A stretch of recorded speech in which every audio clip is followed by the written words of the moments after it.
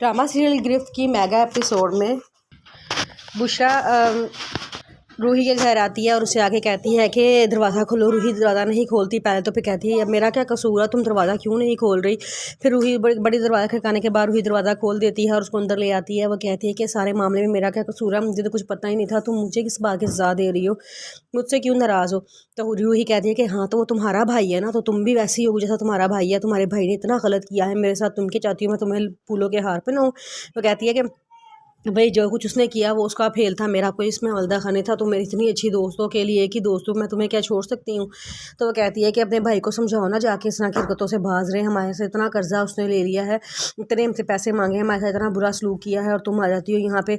बुशरा नाराज़ होकर चली जाती है, कहती है ठीक है तुम रहो ऐसे ही, मैं जा रही हूँ अपने घर, मैं आइंदा कभी तुम्हारे घर आऊँगी नहीं। रूही कहती है हाँ हाँ ना ना, मुझे कोई ज़रूरत भी नहीं है कि तुम हमारे घर आओ। उसके बाद उसका भाई इरफान बाहर बैठा होता है, तो उसके साथ दूसरा गुंडा लड़का जो होता है वो उसे कहता है कि यार तुम अपनी हार मान के बैठ गए, अब तो उन्होंने पैसे तुम्हारे वापस कर दिए हैं, अब तुम उनसे क्या चाहते हो। वो कहता है कि अभी तो उन्होंने असल कर्ज अदा किया ही नहीं है, मेरी बेइज्जती करने का कर्ज।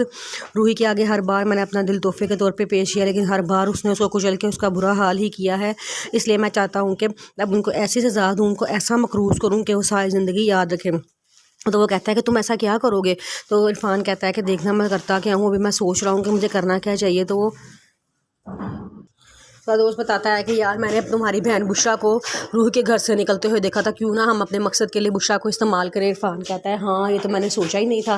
काफ़ी अरसे बाद मूसा अपनी दुकान पर जाता है तो वो बड़ा परेशान होता है, तो उसका दोस्त बड़ा खुश होता है, कहता है वो यार आज तुम कहाँ से आ गए हो। वो कहता है कि बस तबीयत थोड़ी सी बेहतर हुई थी, सोचा दुकान का चक्कर ही लगा लूँ। वो कहता है उस्ताद आओ क्या चाहते हो। वो कहता है कि मैं ऐसा करो मेरे लिए मज़ेदार सी चाय बनवा कर लेके आओ। उसका नौकर कहता है हाँ ठीक है उस्ताद आप बैठो मैं लेके आता हूँ। जब वो अपनी दुकान पे खड़ा होता है अपने कपड़े सेट कर रहा होता है, तो वहाँ से इरफान का गुजर होता है, वो उसको देखे वो कुछ इशारे करता है और उसको देख के मुस्कुराना शुरू कर देता है। मूसा जैसे ही उसको मारने के लिए बाहर निकलने लगता है तो एकदम उसको कॉल आ जाती है किसी नंबर से। वो नंबर मोबाइल की तरफ देखता है तो उतनी देर में इरफान वहाँ से गायब हो जाता है, उसको समझ नहीं आता कि वो किधर गया है। रूही अपनी बेगम साहिबा इनिशा के कमरे में जाती है और जाके आती है कि वो इनिशा हुज़ैफ़ा को तैयार करके स्कूल भेज रही होती है। तो रूही कहती है कि आपको बच्चों से कितना प्यार है ना। वो कहती है कि हाँ हर किसी को होता है, हर इंसान को होता है। रूही कहती है लेकिन मैं बेगम साहिबा एक बात है, अपने बच्चे इंसान के अपने बच्चे ही होते हैं। रूही इनिशा कहती है कि नहीं ऐसी बात नहीं है, बच्चे तो सांझे होते हैं, हर किसी के बच्चा है अपना हो या गैर का हो, बच्चा तो बच्चा ही होता है। लेकिन वो कहती है कि नहीं बेगम साहिबा मैं दुआ करती हूँ अल्लाह ताला आपको भी औलाद दे, क्योंकि मुझे पता है कि साहब जी को बच्चे बहुत पसंद है, अगर आपकी औलाद हो तो साहब जी को कितना अच्छा लगे। तो वो कहती है कि हाँ ठीक है तुम दुआ करो, क्या पता तुम्हारी दुआ लग जाए। रूही कहती है कि इंशाल्लाह मैं ज़रूर दुआ करूँगी आपके लिए। अनीशा कहती है कि हाँ तुम दुआ करो और अगर तो तुम्हारी दुआ कबूल हुई ना तो मैं तुम्हारे मुँह मांगी रकम दूँगी। तो कहती है कि हैं ऐसा होगा। अनीशा कहती है क्यों नहीं होगा।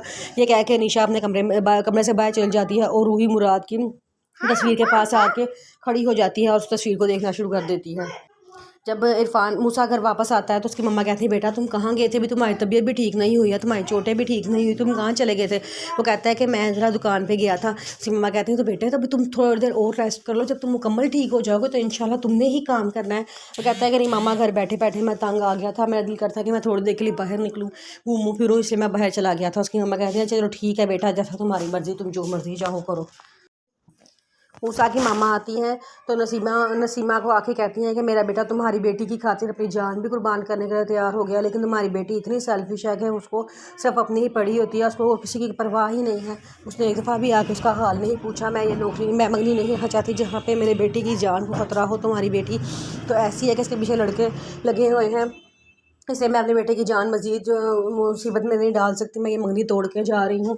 उसी बहन को बड़ा समझाने की कोशिश करती है, बड़े तरले करती है कि आप ही ऐसा ना करो ऐसा ना करो, लेकिन वो कहती है कि नहीं बस मैंने अब सोच लिया, मेरा एक इकलौता बेटा है, मैं उसकी जान जो और ख़तरे में नहीं डाल सकती। तो वो जब जा रही होती है तो साथ ही रूही वहाँ से आ जाती है और कहती है कि खाला ये अंगूठी भी वापस ले जाओ। वो क्या गुस्से में अंगूठी पकड़ चली जाती हैं। जब वो चली जाती हैं तो नसीमा रूही को बड़ा बोलती है कि तुमने तो कुछ तो ख्याल करना चाहिए था ना, तुमने वो अंगूठी वापस करके हर रिश्ता ही मेरा उससे ख़त्म कर दिया है, कितनी गलत बात है। तुम तो हो ही बेहिस, मेरी एक ही बहन है, मेरा एक ही उससे रिश्ता है, मैं और किसके पास जाऊँ, मेरा और कोई यहाँ पे है भी नहीं। रूही कहती है अच्छा हुआ ख़त्म हुआ, जान छुटी, हर वक्त तुम मूसा को मेरे सर पर सवार करने के लिए तैयार रहती थी। वो चुप हो जाती है, वो किसी को कुछ नहीं कहती।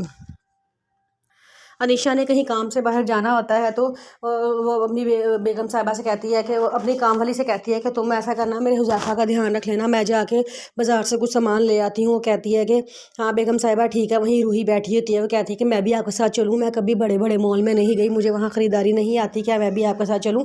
वो कहती है कि हाँ चलो। उसकी मामा उसे बड़ा मना करती है, लेकिन अनीशा खुद कहती है कोई बात नहीं, इसको जाने दें, अगर वो मेरे साथ जाना चाहती है तो कोई मसला नहीं है, वो मेरे साथ जा सकती है। जब वो वहाँ जाती है रास्ते में अनीशा से कहती है कि बेगम साहिबा आपकी तो बड़े मज़े हैं, आपकी तो बड़े मज़े की ज़िंदगी है, सिर्फ आराम, खाना पीना, मज़े की गाड़ियाँ में घूमना, इधर उधर आना जाना, हम लोगों की ऐसी ज़िंदगी नहीं होती। अनीशा कहती है कि वाह भाई तुम तो बड़ी कमाल की बातें करती हो। वो कहती है कि जिस घर में हम या जिस माहौल में हम रहते हैं ना, वहाँ पे वक्त हमें बहुत कुछ सिखा देता है।